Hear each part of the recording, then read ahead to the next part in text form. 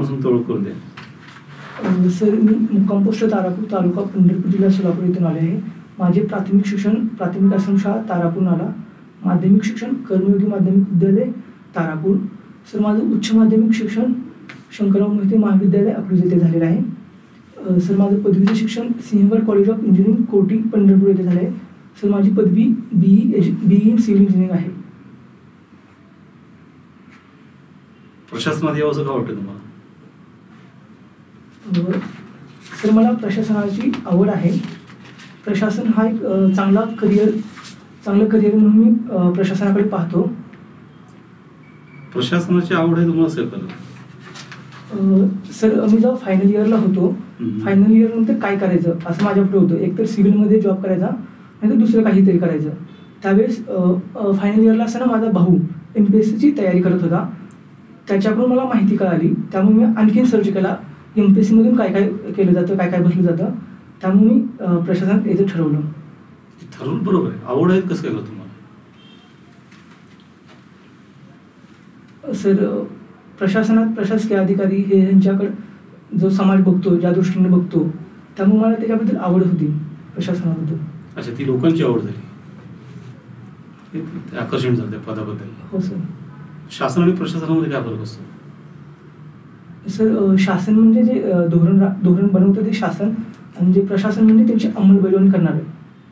शासन आणि सरकारमध्ये काय फरक?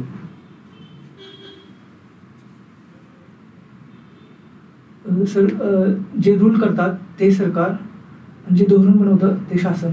अच्छा, म्हणजे सरकार धोरण बनवत नाही? सर मला वाटतं ते दोन्ही एकच आहेत. दोन्ही एकच आहे. हां. मग तुम्ही आतमध्ये गेल्यावर शासकीय सेवक असणार की सरकारी सेवक? सर मी लोकसेवक असेल. अच्छा, हां सर, लोकसेवक.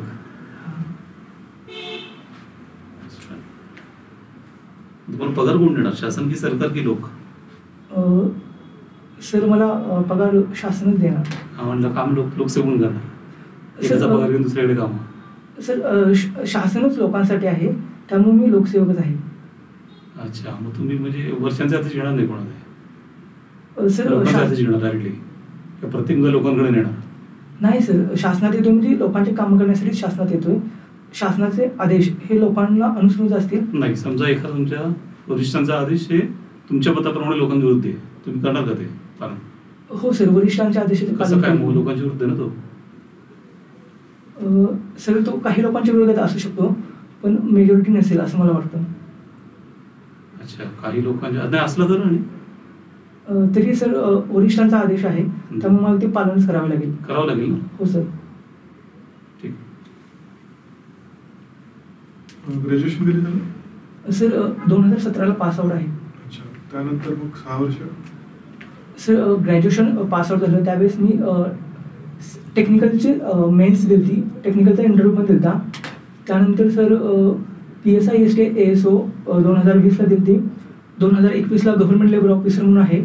सर मी STI म्हणून दोन महिने काम केले आणि सध्या गव्हर्नमेंट लेबर ऑफिसरचं ट्रेनिंग घेत आहे.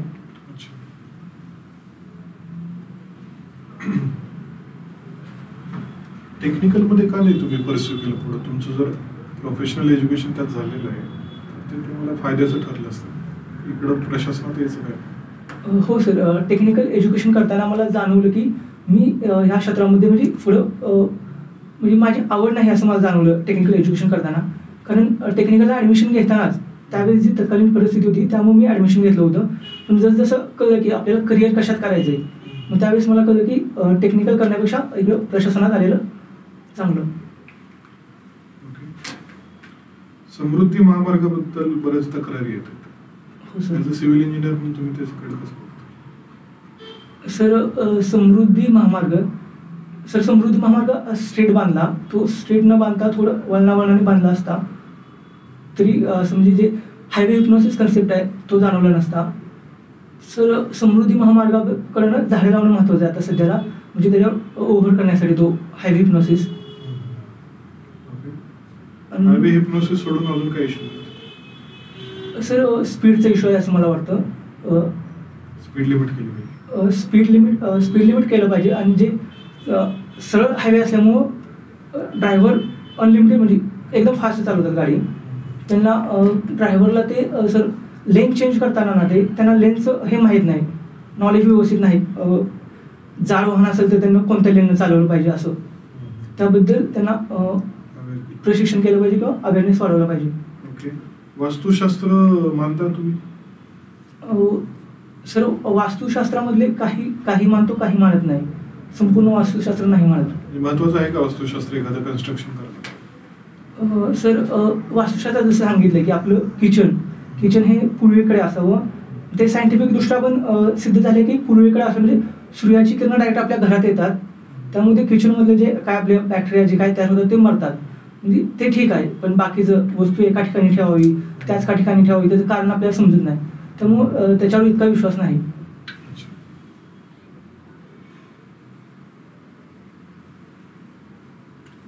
कर्मवीर भाऊरावांची काही पुस्तकं आहेत का? सर सध्या लिहिलेत का आठवत त्यांनी पुस्तक? नाही सर सध्या. अच्छा. कर्मवीर बरं आहे की धर्मवीर बरं आहे, तुम्हाला काय वाटतं? सर कर्मवीर. का फरक आहे? सर कर्मवीर म्हणजे ते लोकांसाठी काम करतात, कर्म हेच श्रेष्ठ.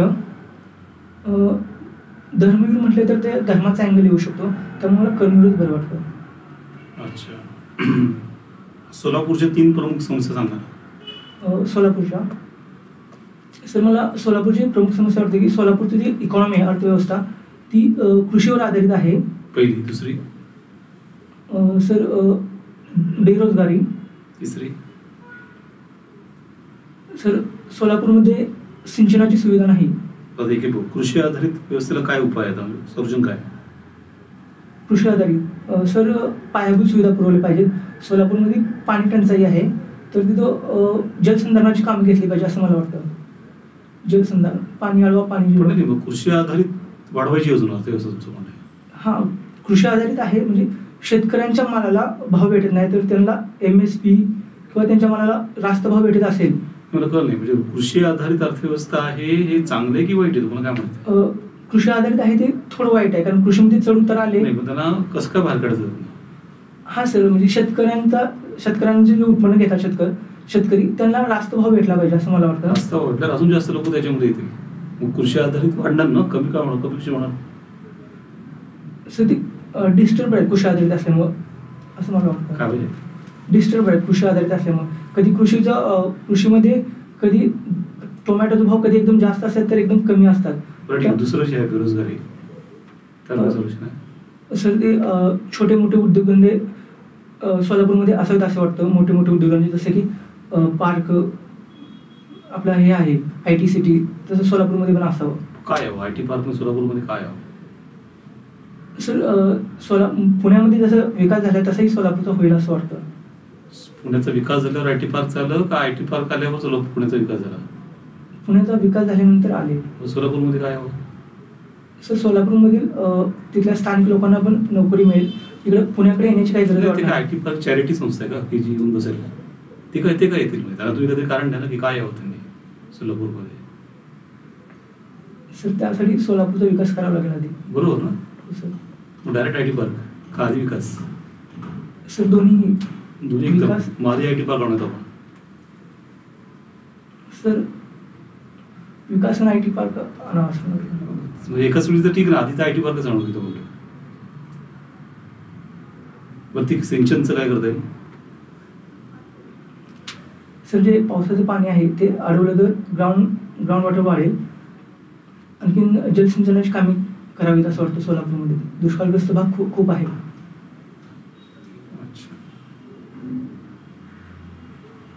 कुठल्या डाव्या कालव्याची वगैरे समस्या आहे का उजनीच्या? डावा कालवा वगैरे अशी काही समस्या आहे?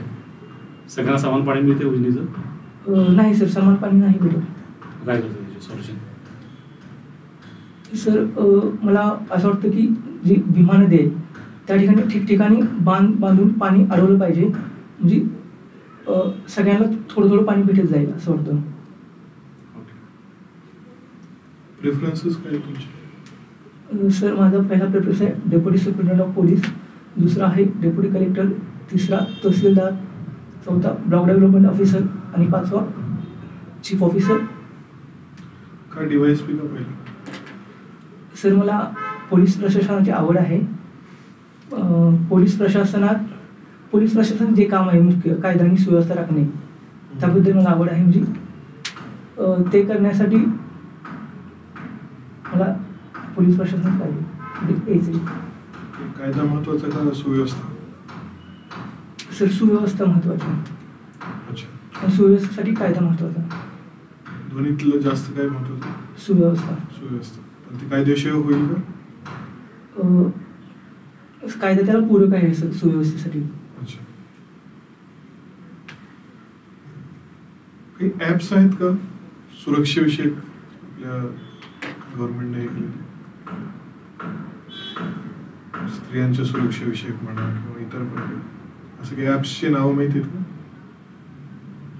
सर सध्या आठवत नाही. अच्छा. रिकॉर्ड. गुन्हेगारी विषयक रिपोर्ट आलेला असेल आपल्या देशभरातले. महाराष्ट्राचं काय त्यात स्टँडिंग आहे? ती न्यूज वाचली तुम्ही? हो सर वाचली. गुन्हेगारी विषयी. हो सर. महाराष्ट्रात काय गुन्हे वाढत आहेत, कमी होत आहेत, काय होतं? सर महाराष्ट्रात गुन्हे वाढतात. गुन्हा नोंद करण्याची संख्या वाढते. ओके. काय कारण आहे गुन्हे वाढण्याचं पुरोगामी महाराष्ट्रात? सर मला असं वाटतं की पुरोगामी महाराष्ट्रात लोकांमध्ये जास्त अवेअरनेस आहे, त्यामुळे ते पोलीस स्टेशनमध्ये येऊन गुन्हा नोंद करतात. अच्छा. गुन्हा नोंद करतात हे म्हणजे मेजर रिझन आहे त्यामध्ये जास्त गुन्हेगारी? हो सर. अच्छा. समजा IT मध्ये सॉफ्टवेअर इंजिनियर आहे, त्या लेबर म्हणता येईल का? IT मध्ये सॉफ्टवेअर इंजिनियर.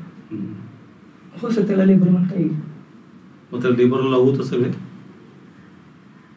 सर तो जर त्या IT मध्ये 10 पेक्षा जास्त असतील कामगार तर त्यांना लेबरला लागू होत असेल. मग सध्या सगळे IT जे पुण्यात आहेत सगळे हिंजवडीवर आहे त्यांना सगळ्यांना लेबरला लागू आहे? हो सर लागू आहे नक्की? सर लेबरला ज्या ठिकाणी 10 पेक्षा जास्त कामगार आहेत हा सगळे 10 पेक्षा जास्त आहे. हो सर मग लागू असेल. लागू. शुअर माहित नाही. ठीक ठीक. थँक्यू. Thank you sir.